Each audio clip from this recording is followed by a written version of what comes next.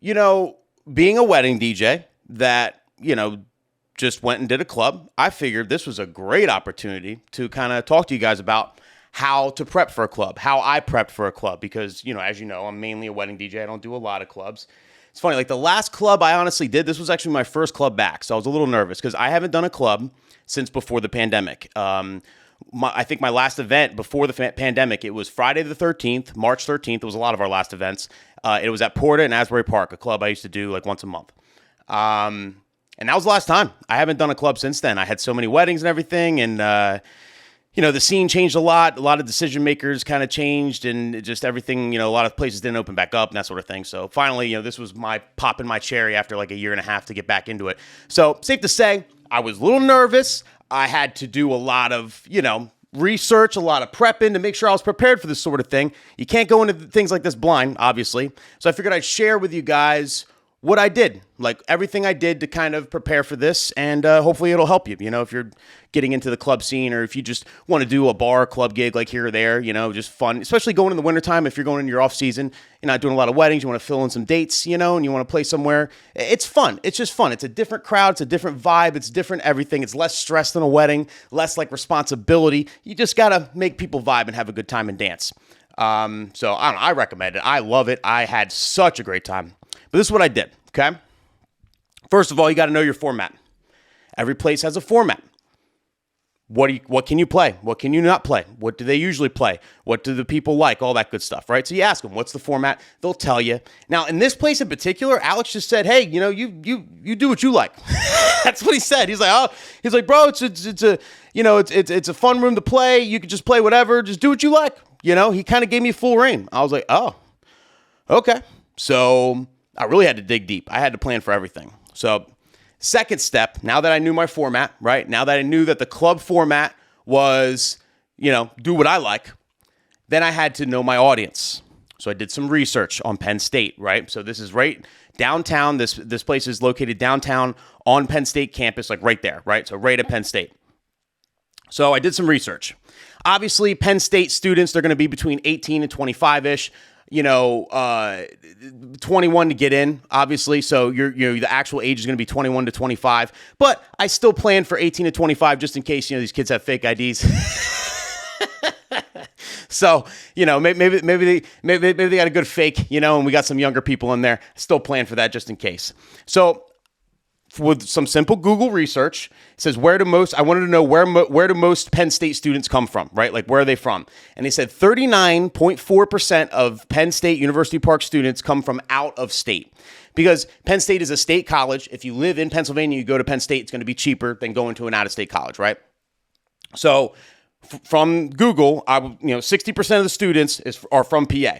Then, where's everybody else from? The top 5 states where everyone else is from, according to Google, is Pennsylvania. That was the first one. Then it's New Jersey, New York, Maryland, and Virginia, in that order.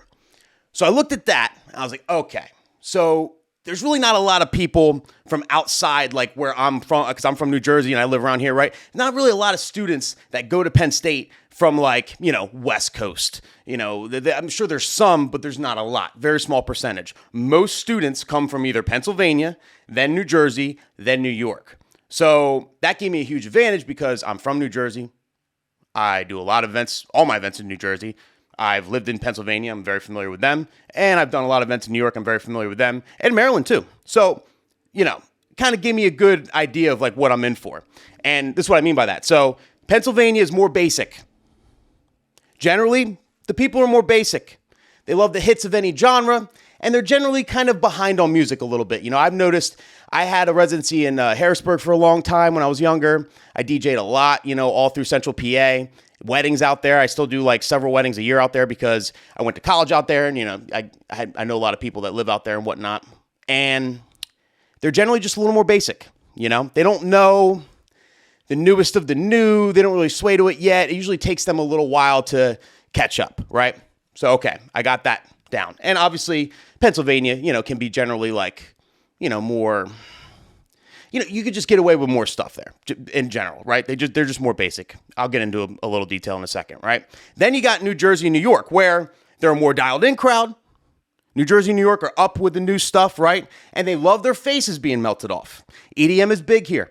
Very, very big here. Has been since, it became big in like the late 2000s in the Jersey Shore and all that bullshit. Still very big here. Most clubs in New Jersey, Atlantic City, Philadelphia, New York, there's hip hop spots and stuff like that, but most of the open format spots and, play EDM, and a lot of clubs exclusively just melt faces off on certain nights or whatever. So I know now by looking at the top 3 states where these kids are from that I can get away with some basic shit because 60% of the crowd is from Pennsylvania, right? So if I want to, toss in a left turn, it may work. I might get lucky, right?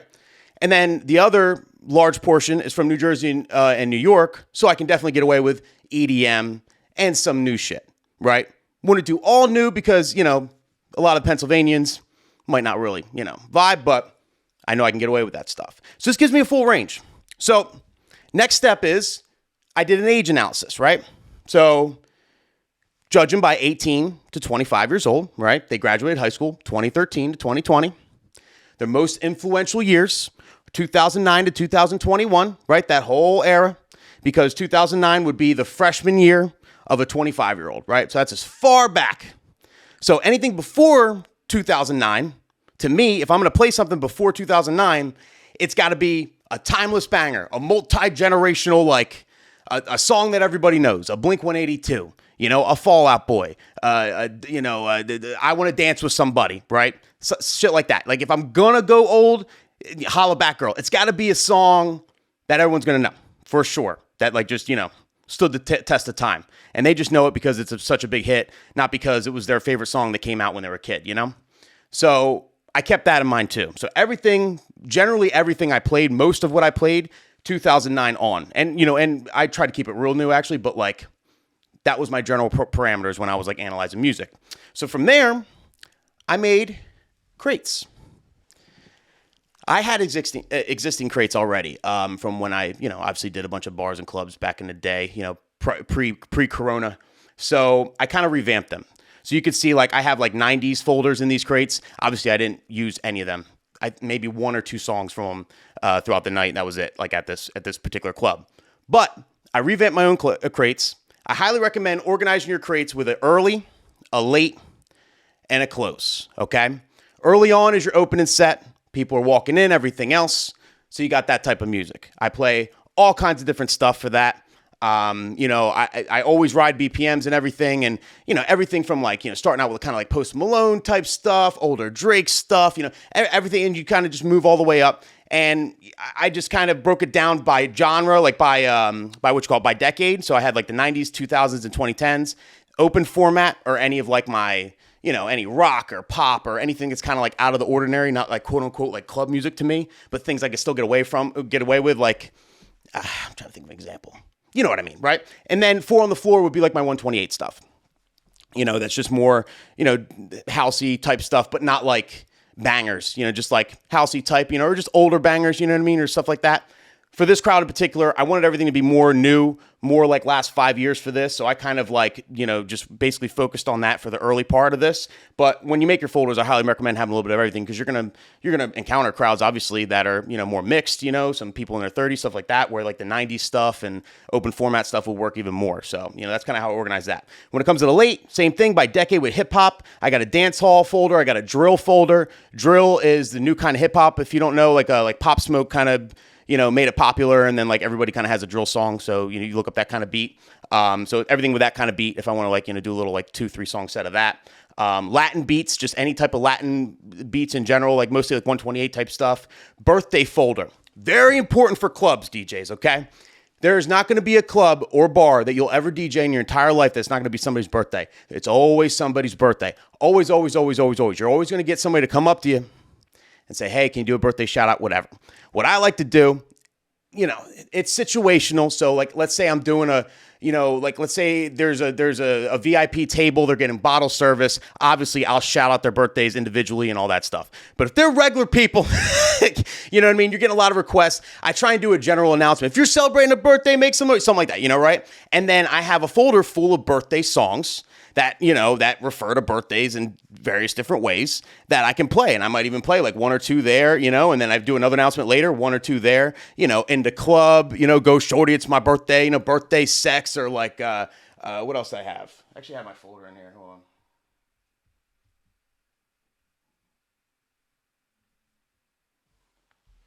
Birthday cake, birthday song by Two Chains.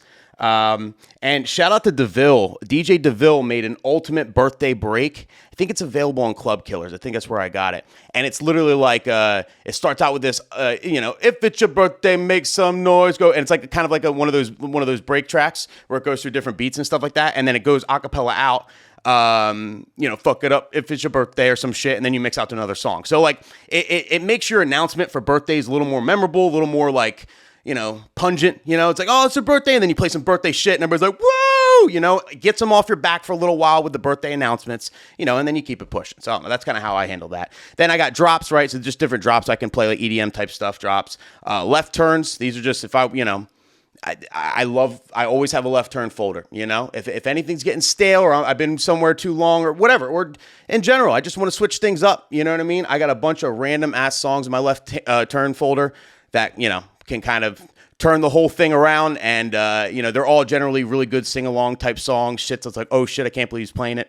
That sort of stuff. And the 128 pop, which is my new addition. If you see my last episodes, I talked a lot about, how I've been slacking on especially at weddings and stuff with like the 128 pop stuff, the stuff that like I personally don't like, so I don't play like the Die Young by Kesha, which went off. I played that at the club. I played at the club a little early on, and it went off. Die Young is such a banger, and I don't like it. I think it's a stupid song. It's insane. So like all that stuff, any 128-ish pop song, Katy Perry, Kesha, Britney Spears, whatever that I don't like, I put in that folder, and every once in a while I'm like, all right, fine, I'll give them one, and I keep it pushing. Timber, all that shit, right? Because it works, with the right crowd, and this was a crowd because there's a lot of Pennsylvania people there. I knew I could get away with more pop stuff, and they would like that. They loved that pop stuff out there, so, so that was that. And then the bar close folder, I don't always refer to the bar close folder. I just have it ready. In this situation, at Penn State, they stayed till the end. They were just raging to the end. So I just kept dropping bangers until like the very end. And I think at the end, I ended with, I think I dropped like Bohemian Rhapsody or something like random, you know what I mean? Because they were wasted. But like, generally speaking though, I kept pushing hard until like 155 and then I dropped, the Bohemian. Now, some clubs, it makes sense. Like my bar close folder essentially is all like your throwback R&B, like sing along type, like, if I refer to the bar close folder, if it's feeling right, if the vibe's right, if the format allows for it, my goal playing out of that folder is to get like everybody in the room laid, right? It's like Pony by Genuine and Differences by Genuine, R. Kelly, the Usher, You Got It Bad, shit like that, right? Maria, stuff like that, like, I don't know, like just sing along type, trying to get everybody in the place laid before they leave type music. And I might do that for the last 10 minutes or so, depending on the vibe and if it fits the format. But I just always have that ready because it's super fun, out of nowhere, just drive, my mind's telling me no, some shit like that. And, keep it pushing. So that's basically how I organize my crates and whatnot.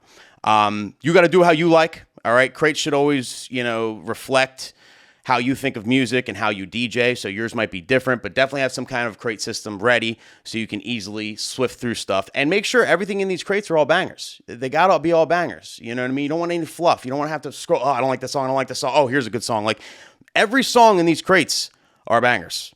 So it's not hard for me to find a good song to play next, right? When I'm DJing.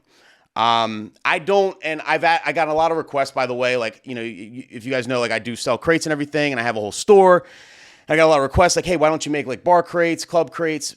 My thing is I don't feel comfortable enough making crates like that and selling it until I am doing a lot of clubs. I want to do more clubs. It's one of my big goals and I'm working on it. But until like I really get in that scene and really do it a lot, like I don't feel, I think my crates are bomb. Don't get me wrong, and I think I do a very good job at a club. But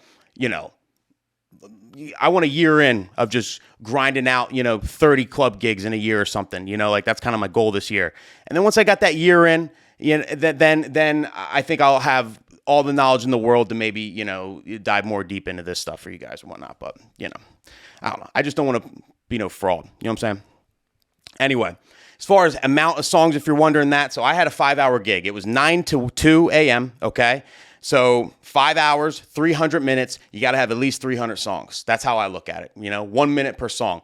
Might even be quicker, but if you got at least 300, I think I have like 420 or something in my shit, something like that. You're never going to run out of music, okay? You never will, as long as you have that much. So generally, 150 in your early, 150 in your late. The closed stuff is just like extra stuff. And you're going to be good. That way you don't run out. You don't sit there with Serato face bugging, obviously, okay? Stack them crates right. Do the math. Figure out how much you need. Make sure it's in there. Now, as far as where to look for music, right? When I was doing research, I did a whole video on this. It is linked in the description if you want to check that out. I go into detail about all these like super like really cool websites that I found and stuff like that. I'm not going to go into that detail here. Just watch that video, when this is done, and you'll see it. It's a lot of useful information. I made this like a while back, but still evident today. A lot of really cool websites to kind of figure out what's trending, what's popping off, that sort of thing, like to kind of dig deeper. But the general place where I looked was, number one, I looked through all my crates that I already had set up, right? So, the wedding crates I've been using and, any other crates, any other events you do, whatever. Look through all the crates you already have and then, look for songs you can repurpose. Oh, this would work at a club. This would work at a club. And I repurposed them with dirty versions, because I didn't want to play out of my wedding crates for this club because it's all clean shit, So I don't want to, how wedding DJ is that to just play clean music at a club? There's like someone in there's gonna be such a wedding DJ. God, can't even play the real version. It's like I'm really self-conscious about that sort of thing because I don't want nobody to judge me because I'm a wedding DJ. So I made sure that any song I would ever play out of my wedding folder I repurposed in the club folder with a dirty version if there is a dirty version available. Next, after I repurposed all my music, then I went through all the charts, right? Your Billboard, your Spotify charts, your Apple Music charts. They all have top 100 lists, for the country, top 100 lists for the world, all that stuff, top 40 lists of Billboard. I just went through, picked out any of the new shit that I think I could use. I definitely should, be playing stuff that's trending, all that stuff, right? There's a ton of different lists, especially on Apple Music and Spotify, they can look at and you can kind of see like what's getting the most plays and everything. Then I referred to BeatSource, and I'm not just saying this because I work at BeatSource and I curate playlists for them, but like they really do have very, very useful playlists for this sort of thing. The first thing I looked at was the 20. The 20 for BeatSource, all right, and beatsource.com if you want to check it out. The 20 it comes out once a week, and it's essentially the hottest tracks that came out that week. So every week they come out with a new 20 with all the hottest tracks from that week. It's super cool. So like I check it every week and just, look through, maybe I don't like any of it. Maybe I like one or two and I add them to my Twitch sets, or from now on, I'm going to start, adding it to my club folders and building those up now that I'm, getting back into that sort of thing. So I think that's super useful. They literally do the digging for you when it comes to like new stuff. Like they usually, if it's popping off, if it's a good track, it's going to be on this list. So I went through them, and then they also have really specific club playlists, like on the nose club playlists. Like these are, so club early, club opening, club prime time, and club closing. Essentially how I already organize my crates, they have on BeatSource. They have it. Opening, prime time, and closing. And then they have it based by genre. So they have an opening, so they have hip-hop version of those three crates. They have a pop, they have a reggae, they have a dance, and one more. I forget which one the other one is. But it's basically it's broken down by genre. You can't get no better than that. Each crate has like 80-something songs in it, and they're all good it's all good shit.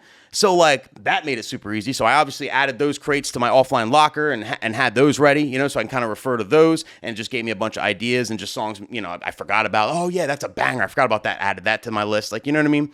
So that really, really helped. And so combination of all that, you want to get your list about, one song per minute that you're going to be playing in this club. So you're ready, so this in particular, I did the opening, the closing, I did the whole thing. So, I had to have a lot of music. I generally mix fast, and that's what I did. I just went through until I got well over 300 songs. I also went through my old club lists and made sure that, like, that there's no bullshit in there that I don't think is going to work anymore. So I did all that. Then after you have all your music ready, you got all your crates set, the next step is to set your cues and to practice, okay? You add all this music you never played before. You're not going to have cue points set, so make sure you add all your cue points. However you do your cues, have all your cue points. And then I honestly I rolled a big fat joint. I got high as shit, and I set it up. I got my turntable set up over here, and I just went through the crates, and I just DJ'd. I pretend I had a crowd in front of me, and I just fucked around. And I came up with a couple cool ideas. I had fun with it. I got familiar with like a lot of the newer music I haven't really played yet or haven't played in a long time, and I just messed around for a couple hours. It just made me really comfortable with these crates, with what's in them. Now I know what's in them. Like you better know what's in what, and if you just add it and then that's it, you're not gonna remember. You know what I mean? If you actually play out of them and mess around at your house, I can't tell you what an advantage that gives you. Like it just makes you comfy, And so I did that for a couple hours. I felt really comfy on these crates, what was in them. My cues were set, everything, so I can mix quick, So when I went to DJ, it was no problem. I always knew what to play next. I never like second guessed or was digging or anything. It was just always right there. Now, with that being said, we got the music taken care of, okay? You're ready. Music-wise, you're ready to do this club wedding, DJs. You're ready. Now we got to talk about what to bring. This is very important. And some people get this wrong. Okay? Number one, you got to have club kit. Now, if you don't use Serato, I don't know. Maybe virtual DJs, remarkable. They probably work with everything. I don't know. I don't know how other programs work, so I can't tell you. But with Serato, you have to have club kit. It costs like $130 or something like that. And it sucks. It's a lot of money. They do sales, especially actually this time of year, Black Friday. They might do a Cyber Monday sale where it's like half off or something like that. But Club Kit is super crucial. What it is it's essentially an expansion pack, and it gives you compatibility with like every major club mixer, all the 900s and the Allen and Heaths and all those weird mixers, all the shit. It gives you compatibility with everything. So you generally can plug and play with any mixer, and you should be good to go. Okay, so definitely have Club Kit installed. You never know what you're gonna like kind of encounter. As far as what to bring, though, sunglasses, your jean jacket, your fake Yeezys, your super tight t-shirt, right? That's probably what you're thinking, but that's not what I'm talking about, okay? This is what you need to bring. Always have a laptop stand, a USB hub, just in case, okay? If it's Rain 12s, if you're doing HID mode with CDJs, right? 2 USB thumb drives with a control tone on it, right? So if you're going to use a control tone with CDJs and music, if there's CDJs, you want to be able to play a song or something just as an oh shit or as a backup or when you're switching, right? If there's a third CDJ, you're going to need that on USB stick on a thumb drive. DVS and slip mats if there's going to be turntables, right? Obviously, you need the vinyl and the slip mats. Needles if there's turntables. USB cords, bring your own cords through it. Don't expect the club to ever have something for you, okay? Who knows? You get there, you don't have a USB cord, now what? You look dumb. You bring every cord you possibly need. Don't even ask them if they have it. Just bring it anyway, just in case. And then a real record. If you're playing vinyl, if you're playing DVS with needles, I always bring a real record with me just in case my computer crashes or something bad happens. It's like my last oh shit backup. I always keep Thriller by Michael Jackson with me. I think it works because I forget where I think I heard another DJ do it and I thought it was a good idea. I don't think it's like my idea, but like I think it works great because let's say you got Thriller. Let's say like your whole computer crashes in the club, everything goes dark. It's pandemonium, right? No music. You grab that Thriller record, you put it on, you drop Thriller or any track off that record, right? It kind of makes sense, right? It's like, the music stopped and all of a sudden he dropped Michael Jackson out of nowhere. It's almost like you planned it, right? If you got a Migos record, the music stops for 5 seconds and then you drop a Migos record, they're going to think you just fucked up. I feel like Michael Jackson is so out of left field, but so well known that it's a great like backup record because the music goes out. You're going to have that gap before you put it on. It's almost like it was planned, It's like, out of nowhere, stop the music, drop Michael Jackson. Wow. Mind blown, crazy, or they still think you suck. Either way, I always bring Thriller. And I can't stress this enough. Okay. You got to use the club equipment. Nothing makes you look more like a damn wedding DJ or an unfamiliar club DJ or whatever. Nothing makes you look more amateur than when you bring your own controller and sit it on top of the turntables at the club. When you literally bring your own controller, Oh, no, I'm going to use my shit. No, use whatever's there. Okay? Be versatile. If you don't know how to use CDJs or turntables, look it up online. Learn. I had a shit show thing happen with me in Chicago. I talked about months ago actually, where I couldn't get HID mode to work with the CDJs. I felt so stupid. Never again. I watched every single video. I know everything about a CDJ inside and out. Everything. Okay, and obviously I use turntables to know that. But like, learn. It's not that hard. It's just like anything else. You could just figure it out, know how it works, so you can plug and play, and you can go. If you don't have experience on them, obviously try and like mix on them and get experience. But like CDJs generally, it's not that big of a deal from a controller. And if you have the SRT controller too, it's basically the same platters. Like, you know what I mean? So it's super similar. So most of you should be familiar. I just don't bring your own shit, okay? I just got the live dislike. Hit me with some likes, people. I just triggered somebody. Somebody brings their controller to the club every night and got pissed off when I said that. But bro, you look like you suck, okay? If you bring your controller to the club when they have a house setup, they have turntables, they have CDJs, okay? And you say, oh, I want to use my own S9 mixer, or I want to use my controller because like I don't like that. You just look dumb. I'm telling you, okay? You just look dumb. Don't shoot yourself in the foot before you even play. Everyone's judging you already, who works there or whatever else, okay? Don't shoot yourself in the foot. Learn how to use what's there. Be versatile. And then one day when you're a big shot and you're the shit, then you can have a rider and say, hey, I want this, this, this. But until then, when you're grinding this bad boy out, you got to go with the flow, baby. It's just part of the game. It is what it is, okay? And that is how I prepare for a club. That was a fucking lot. I didn't expect it to be a whole fucking seminar, but there you go, people. That's how I prepare for the club.